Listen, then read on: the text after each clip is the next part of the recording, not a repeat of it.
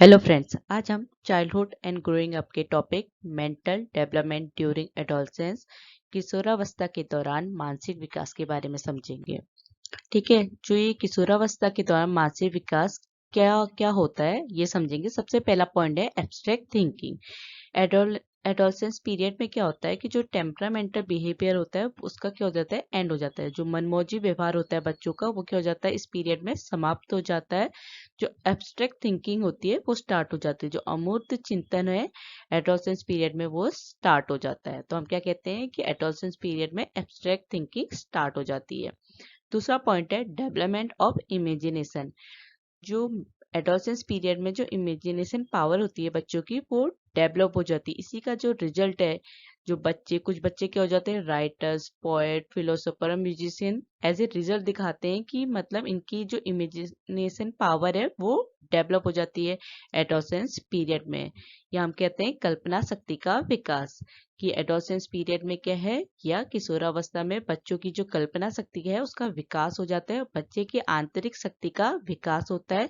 लेखक, कवि, दार्शनिक और संगीतकार इसी चरण के परिणाम है। तीसरा पॉइंट है development of permanent memory. Adolescence period में या टीन एज में क्या होता है, बच्चों की जो मेमोरी होती है वो परमानेंट हो जाती है। जो मेमोराइजिंग मेमोरी होती है वो लेस हो जाती है। या स्थायी स्मृति का विकास। किशोरावस्था की स्मृतियां स्थायी होती हैं, याददाश्त कम हो जाती है। फोर्थ पॉइंट है capacity to concentrate. Adolescence period में जो कंसंट्रेशन कैपेसिटी होती है वो डेवलप हो जाती है और स्पेन ऑफ अटेंशन ग्रो। ध्यान केंद्रित करने की क्षमता, एकाग्रता क्षमता विकसित होती है और ध्यान देने की क्षमता बढ़ती है। फिफ्थ पॉइंट है डेवलपमेंट ऑफ लॉजिक। एडोलसेंस में क्या होता है कि बच्चे क्या है, इजीली किसी बात से एग्री नहीं करते। उनकी जो रीजनिंग पावर है वो डेवलप हो जाती है और वो उसी से रिलेटेड क्वेश्चन पूछते हैं। एडोलसेंस पीरियड में क्या होता है, तर्क का विकास। इस उम्र में बच्चा किसी बात के लिए आसानी से राजी नहीं होता। उसकी तर्क शक्ति विकसित हो चुकी है और वो प्रश्न पूछना चाहता है जो भी उस टॉपिक से रिलेटेड। ठीक है। छठा पॉइंट है development of interest. Adolescence period में जो इंटरेस्ट है वो भी क्या है, बहुत तेजी से डेवलप होता है। जो लड़के बॉयज हैं वो इंटरेस्ट लेने लगते हैं ग्रुप गेम्स में, और इसी में लड़कियां क्या करती हैं, म्यूजिक डांस में इंटरेस्ट लेने लगती है एडोलसेंस पीरियड में। इस उम्र में, इस एज में क्या होता है कि बच्चों को बुक्स, मूवीज देखना, गाने सुनना अच्छा लगता है। हम क्या करें, इंटरेस्ट, उनका इंटरेस्ट डेवलप होता है इन सब एरियाज में। हम कहते हैं कि एडोलसेंस पीरियड में रुचियों का विकास होता है। रुचियां क्या होती है, बहुत तेजी से विकसित होती है। लड़के समूह खेलों में रुचि लेने लगते हैं, जबकि लड़कियां संगीत और नृत्य में रुचि लेती हैं। वे किताबें पढ़ते हैं, फिल्म देखते हैं और संगीत सुनते हैं। सेवंथ पॉइंट है ability of decision making. Teen age या एडोलसेंस पीरियड में क्या होता है कि बच्चों की जो डिसीजन मेकिंग एबिलिटी है उसको वो शो करते हैं, डिस्प्ले करते हैं। वो ये शो करते हैं कि क्या राइट है, क्या रॉन्ग है, गुड और बैड। इन सबको क्या है, ये एबिलिटी उनमें एडोलसेंस पीरियड में डेवलप हो जाती है और वो अपने फ्यूचर के प्रति क्या हो जाते हैं, ऑर्गेनाइज हो जाते हैं। तो हम क्या कह रहे हैं, एडोलसेंस पीरियड में बच्चों की जो निर्णय लेने की क्षमता है, डिसीजन मेकिंग एबिलिटी है, वो क्या करते हैं, इसका इस एज में किशोरावस्था में प्रदर्शन करते हैं। वो ये दिखाते हैं कि क्या सही है, क्या गलत है, क्या अच्छा है, क्या बुरा है। वे अपने भविष्य के आयोजन करना शुरू कर देते हैं। एट्थ पॉइंट है प्रॉब्लम सॉल्विंग एबिलिटी। जो टीन एज है उसमें बच्चों की जो प्रॉब्लम सॉल्विंग एबिलिटी है वो भी क्या होती है, डेवलप हो जाती है। उनका कॉमन सेंस भी क्या है, ग्रो कर जाता है और वो अपनी जो डे टू डे लाइफ में जो उनकी प्रॉब्लम है उसको बहुत इजीली सॉल्व कर लेते हैं। समस्या समाधान क्षमता। किशोरावस्था में क्या होता है, जो समस्या समाधान की क्षमता है उसका विकास होता है। इनका कॉमन सेंस बढ़ जाता है, जिससे क्या है, ये जो उनकी डे टू डे रोजमर्रा की समस्याएं हैं उनको बहुत इजीली सॉल्व कर लेते हैं, बड़ी आसानी से हल कर लेते हैं। जो थॉर्नडाइक ने, उन्होंने समस्याओं, इन प्रॉब्लम को टू कैटेगरीज में डिवाइड किया। वो कैटेगरीज क्या है, पहली है प्रैक्टिकल प्रॉब्लम और the need to achieve something. व्यवहारिक समस्या या कुछ हासिल करने की आवश्यकता। दूसरा है इंटेलेक्चुअल प्रॉब्लम और द नीड फॉर अंडरस्टैंडिंग। बौद्धिक समस्याएं या समझने की आवश्यकता। 9 पॉइंट है कॉन्शियसनेस अबाउट फ्यूचर। जो टीनेजर हैं वो क्या होते हैं, बहुत कॉन्शियस होते हैं about their future. Adolescence period में जो टीनेजर हैं वो अपने फ्यूचर के प्रति क्या हो जाते हैं, कॉन्शियस हो जाते हैं। They make plans for the future and are very motivate towards it. Adolescence में क्या है, किशोरावस्था में बच्चे अपने भविष्य के बारे में जागरूक हो जाते हैं और वो अपने भविष्य की योजनाएं बनाते हैं कि उनको फ्यूचर में क्या करना है, उसके लिए वो प्रेरित रहते हैं या मोटिवेट रहते हैं। 10 पॉइंट है मैक्सिमम डेवलपमेंट ऑफ इंटेलिजेंस। जो एडोलसेंस पीरियड है उसमें क्या होता है, बच्चों का जो माइंड डेवलप होता है वो बहुत मैक्सिमम रेट में होता है। और कौन सी एज से, 14 से 16 साल की एज में, 14 टू 16 ईयर। जो ट्रू मैन थे उनके अकॉर्डिंग क्या है कि बच्चों का जो माइंड डेवलपमेंट है वो मैक्सिमम किस एज में होता है, 16 साल की एज में। ठीक है, इस एज तक बच्चे क्या हो जाते हैं, कॉन्फिडेंट हो जाते हैं। तो ठीक है, हम कह रहे हैं कि जो एडोलसेंस पीरियड है उसमें जो बच्चों का इंटेलिजेंस, जो बुद्धि का अधिकतम विकास होता है, मैक्सिमम डेवलपमेंट होता है, किस एज में, 16 साल में मैक्सिमम होता है अकॉर्डिंग टू ट्रूमैन। इसके बाद इंटरेस्ट इन सोशल वर्क। जो टीन एज ग्रुप होता है इसमें क्या है, जो चिल्ड्रन है वो मैक्सिमम इंटरेस्ट लेते हैं सोशल वर्क में और ये क्या हो जाते हैं, सोशल हो जाते हैं। सामाजिक कार्यों में रुचि। किशोरावस्था में बच्चे क्या होते हैं, सामाजिक कार्यों में अधिक रुचि लेते हैं, इस प्रकार वो सामाजिक बन जाते हैं, सोशल बन जाते हैं। इसके बाद increase in knowledge of language and vocabulary. जो हमारी एडोलसेंस पीरियड है इसमें क्या होती है, बच्चों की जो लैंग्वेज है वो पूरी तरीके से क्या हो जाती है, डेवलप हो जाती है। उनकी वोकेबुलरी भी क्या हो जाती है, इंक्रीज हो जाती है और वो अपने को एक्सप्रेस करने लग जाते हैं अपने थॉट्स के थ्रू। तो हम क्या कह रहे हैं, भाषा और शब्दावली के ज्ञान में वृद्धि। Increase in knowledge of language and vocabulary. इस अवधि में बच्चे की भाषा का पूर्ण विकास होता है, उसकी शब्दावली बढ़ जाती है, वोकेबुलरी बढ़ जाती है, वो अपने विचारों को व्यक्त करने लगता है, अपने थॉट्स को एक्सप्रेस करने लगता है एडोलसेंस पीरियड में। इसके बाद कंसेप्ट फॉर्मेशन। जो हमारे चाइल्डहुड पीरियड है उसमें क्या होता है कि हमारे कंसेप्ट क्या होते हैं, फुली फॉर्म नहीं होते, पर टीन एज आते आते ये क्या हो जाते हैं, कंसेप्ट फॉर्मेशन भी क्या हो जाता है, डेवलप हो जाता है, जिससे बच्चे क्या है अपनी जो फीलिंग है और दूसरों की फीलिंग को इजीली अंडरस्टैंड करने लग जाते हैं। चाइल्ड क्या है, यूनिवर्सल मैटर, जो सार्वभौमिक मामले होते हैं उनमें रुचि लेने लग जाता है और उसमें अपनी थिंकिंग मतलब अपनी एक सोच बनाता है। सकल्पनाएं निर्माण। तो हम क्या कह रहे हैं कि जो सकल्पनाएं हैं किशोरावस्था में वो भी डेवलप हो जाती है। बच्चे क्या है दूसरे की भावनाओं को सही ढंग से समझना पसंद करते हैं और जो सार्वभौमिक मामले या यूनिवर्सल मैटर है उनमें रुचि लेते हैं और अपनी खुद की एक सोच बनाते हैं। इसके बाद हीरो वर्शिप। एडोलसेंस पीरियड में या टीनेजर क्या है, हीरो वर्शिप एज कहते हैं हम इसे। इसमें क्या है कि बच्चे जो हैं बहुत ज्यादा इन्फ्लुएंस होते हैं, चाहे वो किसी फिल्म एक्टर हो, पॉलिटिशियन हो या टीचर हो। तो बच्चा क्या है इस एज में किसी से भी इन्फ्लुएंस होता है और उसको हीरो मान लेता है, ठीक है, और उसे फॉलो करने लगता है उसके आइडियाज को।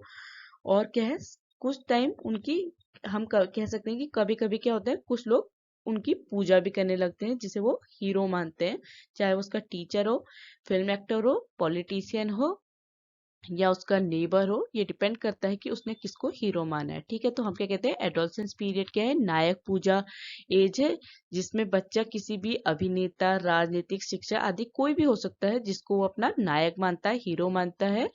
बच्चे अपने आदर्श नायक का क्या करते हैं, अनुसरण करते हैं, उसे फॉलो करते हैं, कभी कभी उसकी पूजा भी करते हैं। इसके बाद क्या है, इमोशनली अनस्टेबल। जो एडोलसेंट चिल्ड्रन होते हैं वो क्या होते हैं, emotionally very unstable. They expect lot of praise and respect from other, they feel very insecure. Adolescence period में बच्चे क्या होते हैं, भावनात्मक रूप से अस्थिर होते हैं, अनस्टेबल होते हैं। वो दूसरों से बहुत अधिक प्रशंसा और सम्मान की उपेक्षा करते हैं और वो अपने को असुरक्षित महसूस करते हैं, इनसिक्योर फील करते हैं एडोलसेंस पीरियड में।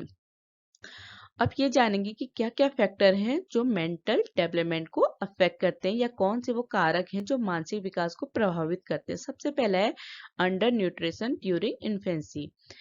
रिसर्च के अकॉर्डिंग ये प्रूव हो गया है कि अगर बच्चा अपने इन्फेंसी पीरियड में जो न्यूट्रिशियस डाइट है उसके अच्छे से नहीं लेता तो उसके माइंड भी क्या होगा, अफेक्ट होगा।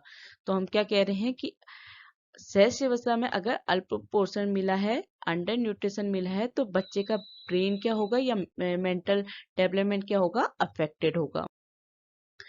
तो इसलिए कि जो भी बच्चे की ग्रोथ है इन्फेंसी पीरियड से ही जो स्टार्ट हो जाती है, या हम कहें जब बच्चा गर्भ में है, भ्रूण अवधि में है, उसी दौरान उसका क्या होने लग जाता है, क्योंकि ग्रोथ और डेवलपमेंट बच्चे का पेट से ही स्टार्ट होता है, गर्भ से ही स्टार्ट होता है। अगर उसको वहीं से क्या है न्यूट्रिएंट्स डाइट मिलेगी तो बच्चे का उसी हिसाब का माइंड डेवलपमेंट होगा।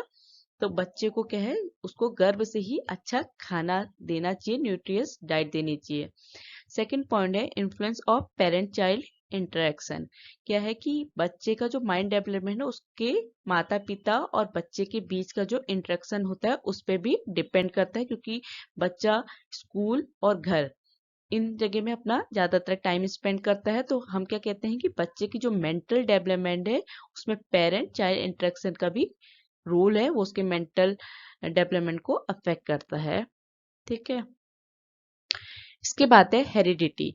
अब बच्चे की जो मेंटल एबिलिटी है, कुछ बच्चों की हम क्या कहेंगे कि जो मेंटली ही क्या होते हैं, जिनका आईक्यू लेवल बहुत ज्यादा होता है, तो वो हेरिडिटी के अकॉर्डिंग है, मतलब आनुवांशिकता जो बच्चों को अपने पेरेंट्स से मिल रही है, अपने माता पिता से जो बच्चों में ट्रांसफर होती है उसे हम कहते हैं हेरिडिटी। तो बच्चों की मेंटल एबिलिटी को भी कौन अफेक्ट करता है, हेरिडिटी। मतलब आनुवांशिकता भी क्या है, बच्चे के मेंटल डेवलपमेंट को अफेक्ट करती है। इसके बाद है सेक्स डिफरेंसेस।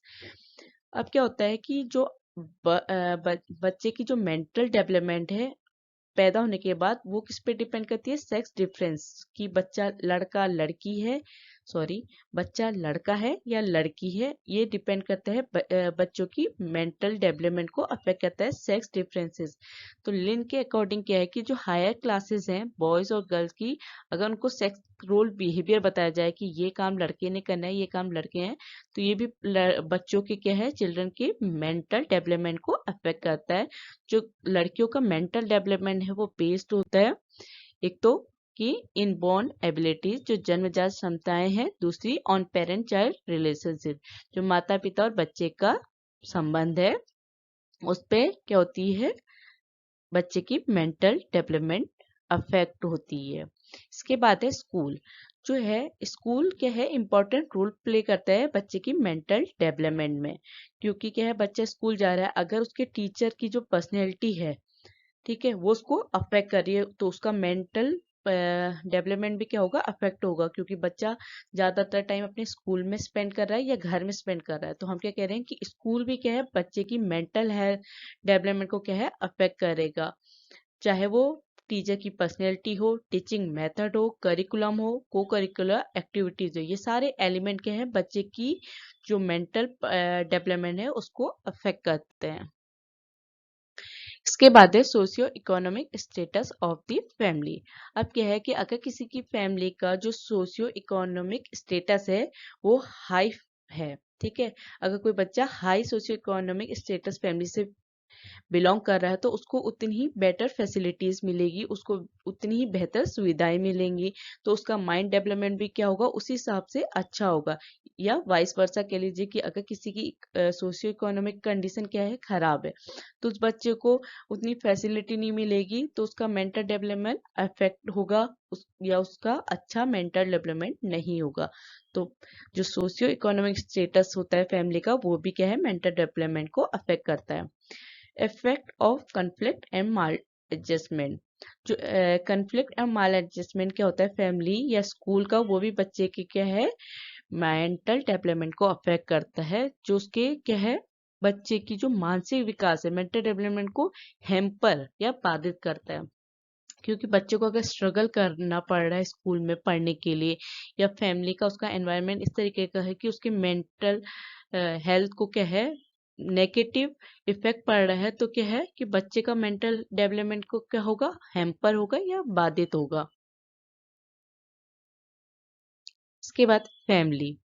क्योंकि बच्चा फैमिली में परिवार का माहौल भी क्या है, जो फैमिली मेंबर्स का जो नेचर है वो भी क्या है, मेंटल अफेक्ट करता है कि किस हिसाब के घर में डिस्कशन हो रहा है, किस टाइप की पेरेंट्स एक्टिविटीज कर रहे हैं या किस तरीके से बातें कर रहे हैं, उनकी चर्चाएं, वो क्या पढ़ रहे हैं, ये सभी बच्चे की मेंटल हेल्थ को क्या करते हैं या मेंटल डेवलपमेंट को अफेक्ट करते हैं। फिजिकल ग्रोथ, जितनी अच्छी फिजिकल ग्रोथ होगी उतना ही अच्छा क्या होगा, मेंटल डेवलपमेंट, क्योंकि ये दोनों एक दूसरे से क्लोजली रिलेटेड है। अगर शारीरिक विकास अच्छा है तो मानसिक विकास अच्छा ही होगा, क्योंकि ए healthy man has high mental level. एक स्वस्थ व्यक्ति का मानसिक स्तर ऊंचा होता है। इसके बाद है एनवायरनमेंट। एनवायरनमेंट क्या है, अगर बच्चे का एनवायरनमेंट अच्छा होगा, गुड एनवायरनमेंट होगा, तो बच्चे का मेंटल डेवलपमेंट भी अच्छा होगा, जिससे बच्चे को क्या है, लॉट्स ऑफ अपॉर्चुनिटी, बहुत सारे अवसर मिलेंगे, जिससे वो क्या है अपने मानसिक विकास को बढ़ा सके। ठीक है, तो हम क्या कहते हैं, एनवायरनमेंट मेंटल डेवलपमेंट को अफेक्ट करता है। तो अच्छा अगर बच्चे का मेंटल डेवलपमेंट अच्छा रखना है तो उसको गुड एनवायरनमेंट देना पड़ेगा, जिससे उसका डेवलपमेंट अच्छा हो।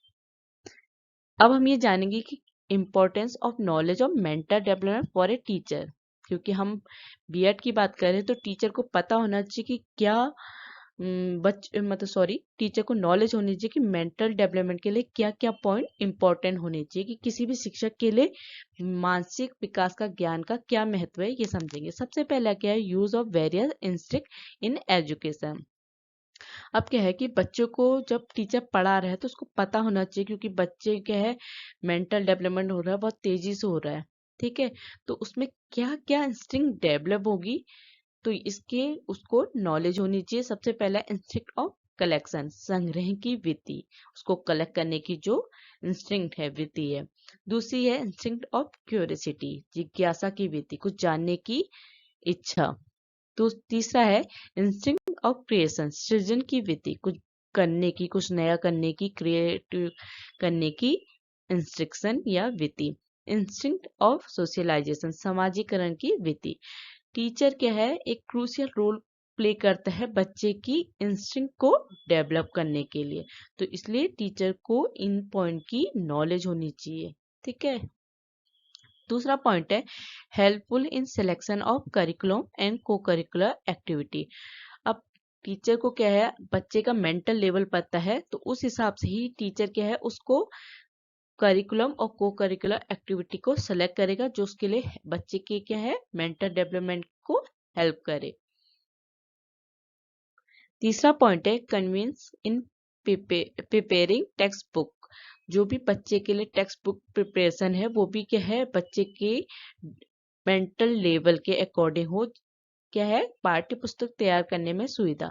अगर टीचर को बच्चे की मेंटल लेवल पता है, मेंटल डेवलपमेंट किस हिसाब का हुआ है, तो उसके क्या है, बच्चों की पाठ्य पुस्तक तैयार करने में मदद कर सकता है। Helpful in selecting teaching method after observing the mental level of the student। जब बच्चों का टीचर ने मेंटल लेवल को ऑब्जर्व कर लिया कि बच्चे का मेंटल लेवल इस हिसाब का है, तो टीचर क्या है, उनके लिए उसी हिसाब की टीचिंग मेथड करेगा, जिससे क्या हो, एक टीचिंग एनवायरनमेंट कंस्ट्रक्ट हो सके, बन सके, और वो अपने बच्चे को इजीली टीच कर सके। ठीक है, टीचिंग थ्रू रियल ऑब्जेक्ट। जो टीचर है वो रियल ऑब्जेक्ट के थ्रू क्या है, बच्चे को कुछ सिखा सकता है, टीच कर सकता है, जो उसके फर्दर मेंटल डेवलपमेंट के लिए क्या हो, हेल्पफुल हो।